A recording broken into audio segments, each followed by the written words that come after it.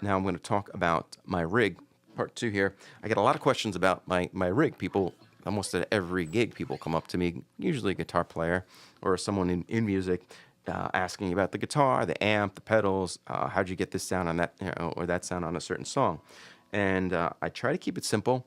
I see guys with these huge pedal boards or racks and stuff. Keep it simple.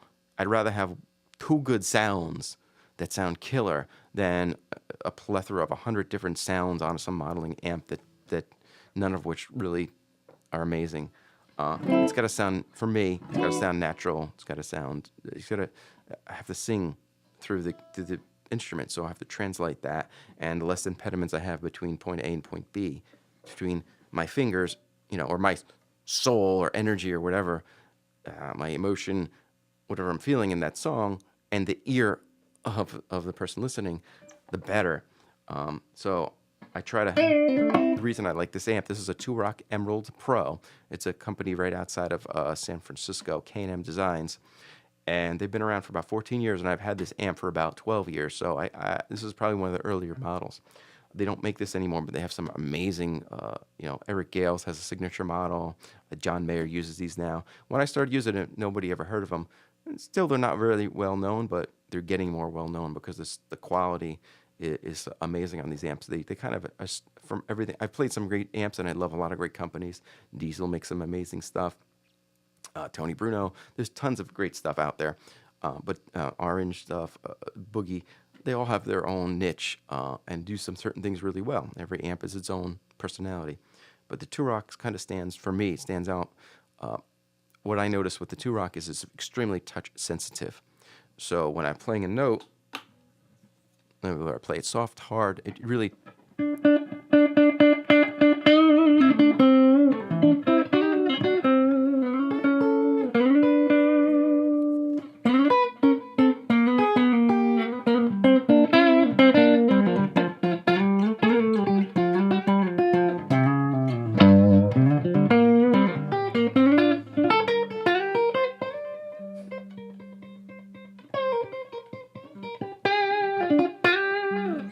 Now, I mean, that's really important. A lot of amps, I feel like I'm putting all these little nuances into it, and I don't hear it coming back at me, which is really frustrating. It feels like you're playing with gloves on or something. A little more bite.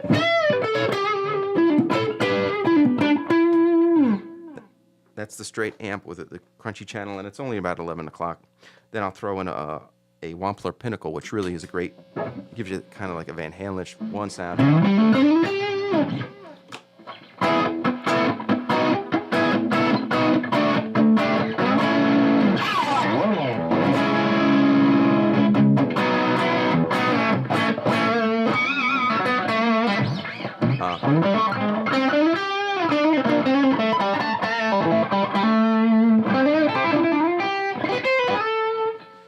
One thing great about the Two-Rock is even when you have a ton of distortion on there, if you play fast, it doesn't fuzz everything out. So if you go in a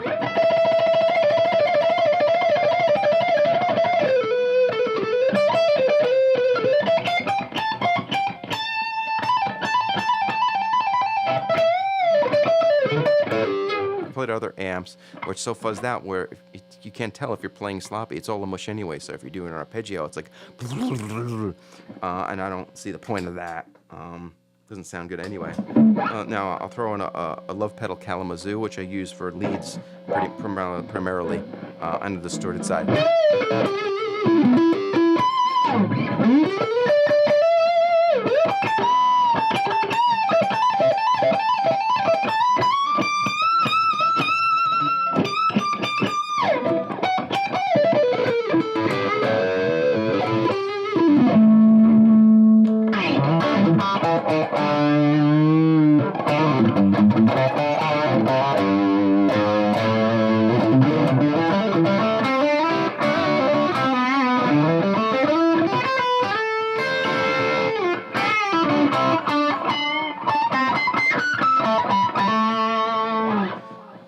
Notice I switch pickups. One thing I do a lot, because this pickup is warm. This is obviously, the neck pickup is always like a little warmer, fuller on any guitar, because where it's placed under this, where it's placed relative to the strings, your bridge pickup is always going to be more mid-rangey and bitey. So a lot of times I'll play, if I'm playing a lead higher, I'll be in the neck position. Once I go lower, I want to get more articulation on those low notes.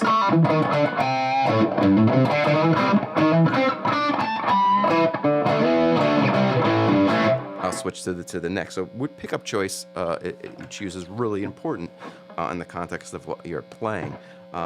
Since we're talking about a guitar and the pickup, what I'm going to do is talk a little bit about this guitar. This guitar is basically a 335 copy. It's a custom-made guitar by a guy named Thurland James, who's out of Jersey City.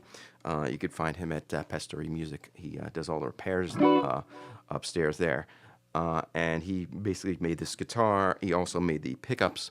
So it doesn't sound like your typical 335. It's 335-ish. But because he made these custom pickups, and I don't know exactly what he does, the magic or whatever, but they're a little bit brighter than your typical pickups that you'd find in the 335. He always says it's kind of a little bit between a Stratish single coil sound and a humbucky sound, something in between, and I kind of get that when I'm playing it. I don't know what that means from an electronic standpoint, but from the middle position, like I said, this is a warmer, fatter pickup. This is a mid-rangey pickup. Another thing a lot of guitar players do that I don't like is they'll try to be playing clean, and they'll be in the neck and in the bridge position playing clean, which sounds like crummy and harsh and right. Unless you're trying to do again like something maybe lower and doing like single notes that you want to pop out, like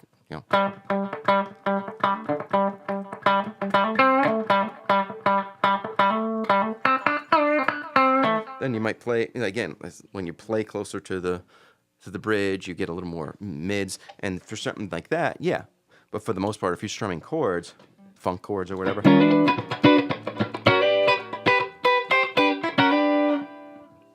depending, if I want a little warmer sound, I'll stick with the neck position. What I like about this guitar, it's very flexible, because when I'm in the middle position, I use that for all the clean sounds, and it cleans up really nice. So if I go,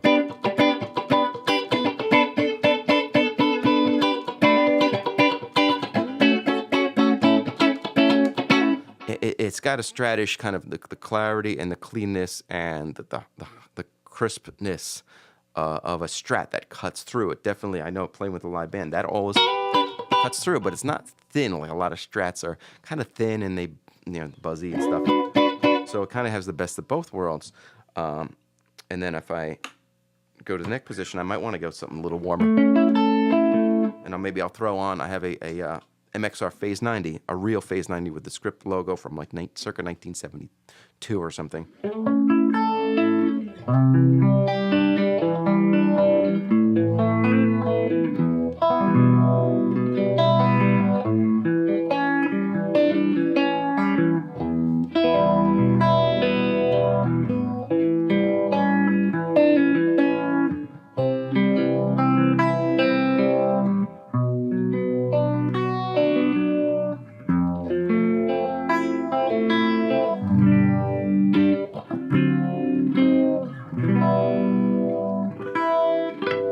So that's another thing I often do on my records is I'll use a clean sound, warm pickup sound with the MXR Phase 90 and do like high chord shapes. Like a lot of times I'll speed up the Phase 90. Probably usually close to the tempo of the song. So if the song is boom boom boom boom boom, I might go. So it's almost like a tremolo-ish effect. It gets a really beautiful sound. If you listen to certain of the ballads on my records, I love doing that, And talking about recording an arrangement, you might have another guitar playing without the phase in a warmer position, doing something like or strumming or whatever, and then the high guitar might be doing the phase.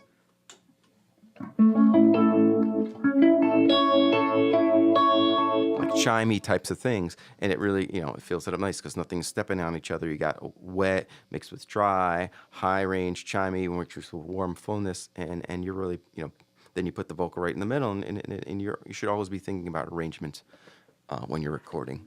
or playing anything, playing with a band, of course. But most of the time, if I'm doing rock stuff, I'll kick in the Pinnacle Deluxe. And the difference between the regular Pinnacle and the Pinnacle Deluxe is just it's the exact same pedal, just one has 2 buttons and the other one has a switch. I have the one with the 2 buttons because I don't want to be bending over to flick the switch. And the second button, all it does is just kick in a little bit extra gain. So I'll play it without the Pinnacle. It's just a slightly crunchy sound. Pinnacle.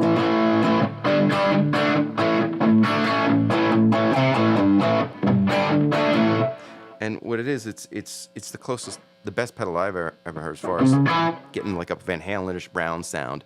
It gains it up, but it doesn't have too much high end.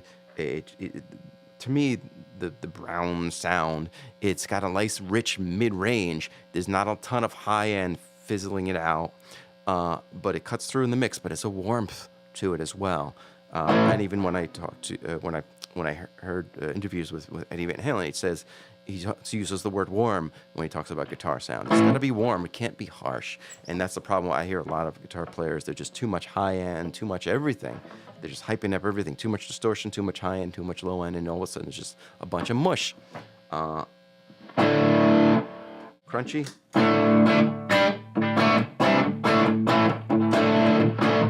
The Pinnacle.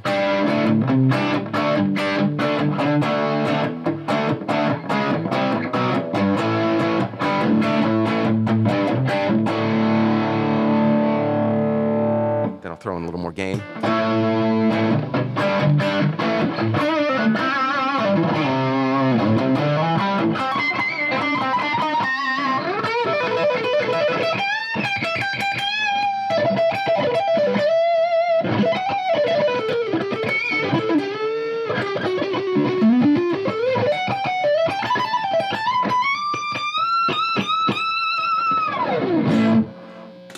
Notice that again when I went to the higher notes, I kind of went to the neck pickup. But it depends what mood I'm at, what mood, you want to be in. But flipping between pickups, there's only 3 positions. I don't like things that have a million buttons and push-ins and pull-ins. It's like, dude, I can't think about that. I just want to play. I think warm. I think mid-range. I think somewhere in between. I could deal with that. And then you got the pedals.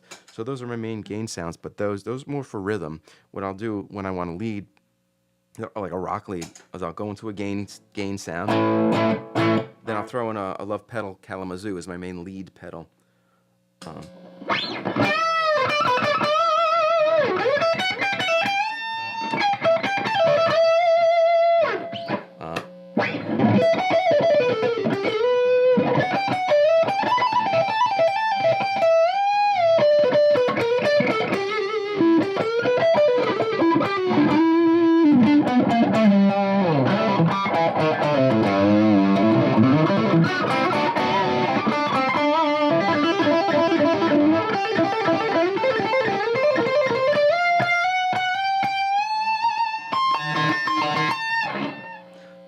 You get the idea. And the drive on that is like, go on 1 o'clock. I don't push it. I can't, depending on my mood. If I'm in more of a metal mood, it's really flexible. A pedal. You could use it to do like a blues light gain thing. You could really crank it and get into like heavy metal, crazy land. It's a really cool pedal. And if I really want to go nuts, I'll actually kick in the Pinnacle and the Kalamazoo, which is probably overkill. That's with just the Pinnacle.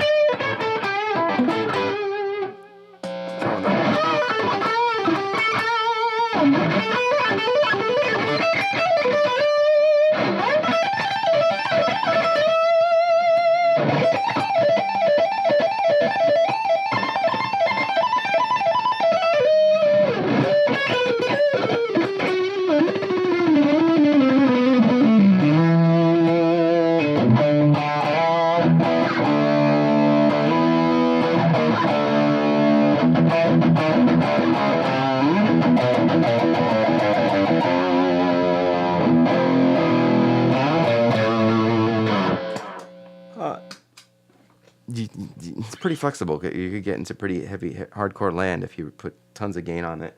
because it's a good sounding amp is a good sounding amp. The last thing I want to talk about is an Empress Super Delay. So you notice through most of this I've had a light delay on it. Just have it light, not too much. It's a tap delay, which is great. So when I'm doing different songs, I like to tap the tempo of the tune for most tunes. You don't always have to have a tap tempo. You could be like a lot of Floyd. The delays are not in time with the song, and it gives you a more spacey effect. But for a lot of things like Maroon 5 or disco or stuff, if you're gonna have a delay and you do it in time with the song, let's say I go, there we go.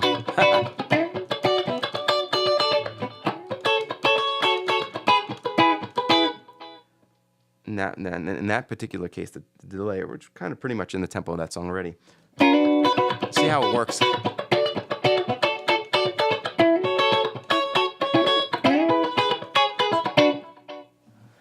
It kind of adds to the groove, and it fills it out at the same time. It's not just an effect. When I use delays, I use it also to accentuate the groove of the tune, and I play to that and bounce off it. The Empress Super Delay, I usually leave it on its tape setting, which, as it does more delays, it kind of modulates and like an old tape delay would. It's just a warm, nice sounding delay.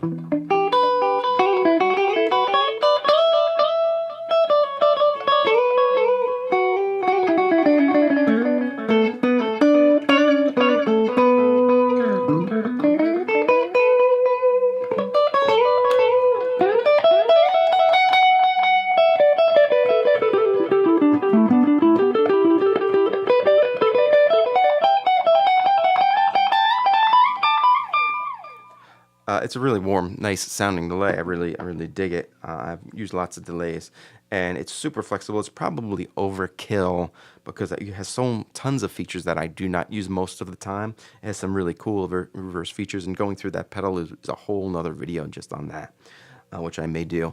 But for the most part, live, I'm using the tap delay and tape mode. This is a Two-Rock Emerald Pro. This is, even though the label fell off, this is a Bogner 1x12 cabinet. I think they used to call it a cube. Not to be confused with the Roland Cube.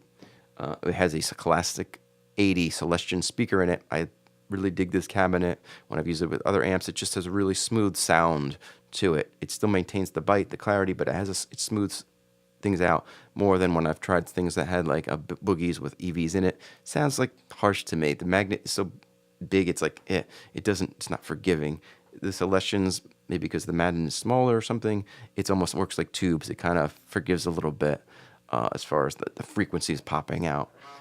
But I've really been a fan. I've been using this speaker for 10 years. I've been using this amp for 10 years.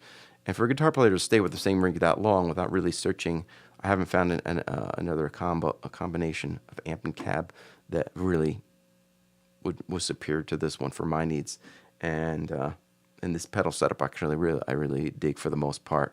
I'm happy with doing gigs with it, although I'm always playing with new things as well. So if you have any questions about gear or recording guitars or anything, feel free to email me at dave@daveblairmusic.com.